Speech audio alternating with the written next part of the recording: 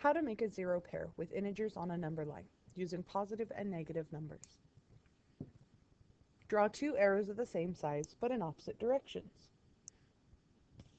Let's say we start at 0. We can put a red for negative and a blue for positive here at 0. This is a zero pair. They're both the same size but in opposite directions. We can see this red arrow goes to -6. This blue arrow goes to +6. The problem is it's sometimes hard to see that. So what we like to do is we actually like to stack things so that we can see where they overlap. Because anywhere the arrows overlap or cover the same part of the number line, it is a zero pair. So consider this.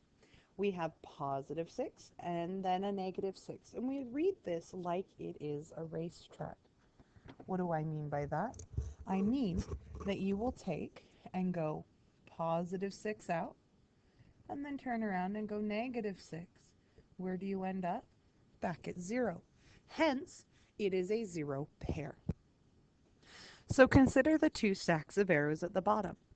We have a large zero pair and a small zero pair. If we put them on the number line, we could see that we would have zeros be made.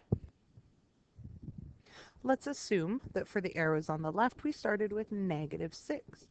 We went -6, and then we turned around +6. What did that do? Get us back to 0. We made a zero pair. Where the two arrows overlap is a giant 0. On the right, we could say that we started with +3, and then we went -3. What does that do? It overlaps us back to 0, and we have 0. Now, one last note.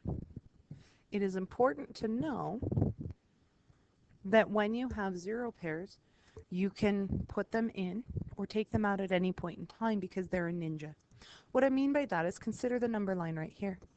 I can take this 0 that's made from a +3 and a -3, and I can take that +3 and put it with my -6.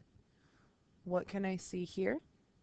That I can take +3 from the -6 and +3 from my, or -3 from my -6 and +3 from my zero pair and get a 0 because they overlap. I still have, if this is 0, -1, 2, 3, 4, 5, 6 negatives left.